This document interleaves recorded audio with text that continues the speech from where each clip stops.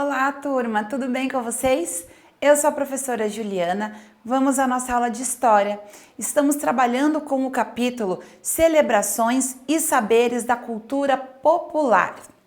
Vamos aqui no nosso livro falar sobre a arte cursiva. Mas antes de falar dela, vamos aqui na seção Vale a Pena Conhecer, uma sugestão para vocês. As danças gaúchas são realizadas no Rio Grande do Sul. Essas danças são acompanhadas de gaitas e muitos dos dançarinos e músicos começam a treinar desde crianças. O livro Borguetinho, a história do menino gaiteiro, apresenta a história de Renato Borghetti, um músico gaúcho importante na manutenção da tradição musical do sul do país. Com esse livro, é possível conhecer parte do patrimônio cultural gaúcho. Nós vimos lá anteriormente sobre o samba de roda do Recôncavo Baiano. Então aqui uma sugestão do sul do Brasil, certo? Vamos agora ver sobre a arte cursiva. Que será que é, hein? Vamos ver? As pinturas corporais dos indígenas Wajanpi, habitantes do norte do Amapá, se chamam arte cursiva. Com tinta feita de urucum, genipapo ou resina, eles pintam as costas, os braços, os rostos com os padrões cursiva. As crianças são ensinadas desde muito pequenas a fazer esses desenhos e é uma tradição que passa de geração a geração. Olha aqui na imagem ao lado o formato dos traços, como que é utilizado. Não há significado religioso nessas pinturas. Para esses indígenas, elas são desafios. Eles se esforçam para não respingar a tinta, fazer linhas e ângulos retos e produzir a tinta mais brilhante. Essas pinturas também representam o humor e os sentimentos dos Wajanpi. Então vejam que interessante o significado dessa pintura que é passado de geração em geração, né? A questão de mostrar o desenho reto, fazer a tinta, porque a tinta é produzida de maneira artesanal e o desenho também é feito manual. Legal, né? Então continuando aqui, vou só subir mais um pouquinho. Quando um membro da aldeia morre, os indígenas pintam o corpo com padrões de luto. Quando uma criança nasce, fazem pinturas que expressem a alegria. No ano de 2002, a arte cursiva foi considerada Patrimônio Nacional e em 2003, Patrimônio da Humanidade.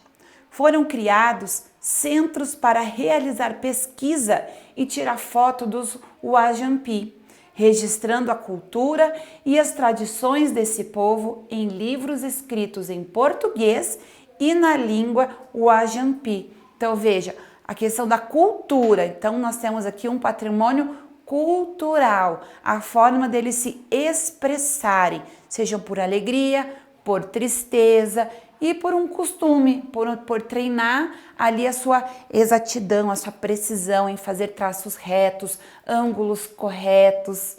Legal. Então, olha aqui na seção Mão na Massa. A arte cursiva tem milhares de tipos de padrões. A seguir, há o padrão chamado de espinha de peixe. Observe-o inspirando-se nele. Crie seu próprio padrão de desenho em uma folha em branco e, em seguida, monte uma exposição com seus colegas. Capriche nas linhas e nas cores. Então, veja só que bacana os formatos aqui, ó, de padrão de desenho que eles faziam. Então se inspira aqui em um desses, você pode buscar na internet também outros padrões, pode ver a própria pintura no corpo como eles faziam e aí você vai criar o seu em uma folha sulfite. Compartilha com seus colegas, compartilha aqui com a gente também do SAI, vai ser muito legal ver isso. Vamos agora, como nós estamos falando de um povo indígena, Vamos falar sobre as festas religiosas agora, certo? Que nós já vimos que também teve muita influência desde a época da colônia. Você e sua família praticam alguma religião? Vocês se reúnem em algum edifício para praticar sua religião? Além de igrejas e outros templos de manifestações religiosas, também podem ser consideradas patrimônio. Então veja que nós estamos falando somente das igrejas católicas, ok? Vocês aí costumam praticar algum tipo de religião? Frequentam algum lugar para praticar a sua religião? Independentemente de serem patrimônio mundial, nacional ou regional, são muito importantes suas comunidades. Existe alguma festa ou celebração importante para a sua religião? A seguir, vamos conhecer algumas festas religiosas que são consideradas patrimônio cultural imaterial no Brasil. Então aí, qual é uma festa, alguma celebração religiosa que você, na sua comunidade, participam, celebram? Nós vamos conhecer uma agora, que é o Círio de Nossa Senhora de Nazaré. Quem que já ouviu falar nessa festa? Lá em Belém, né? O Círio de Nossa Senhora de Nazaré é uma manifestação religiosa católica que ocorre desde o ano de 1973, na cidade de Belém, no Pará. Ela reúne mais de 2 milhões de pessoas e consiste em várias procissões em homenagem a Nossa Senhora de Nazaré, considerada santa pela população católica. A imagem dela é levada em várias romarias. Romarias são viagens religiosas que alguém faz por devoção, peregrinação. Então vão viajando, carregando aquela imagem, ok?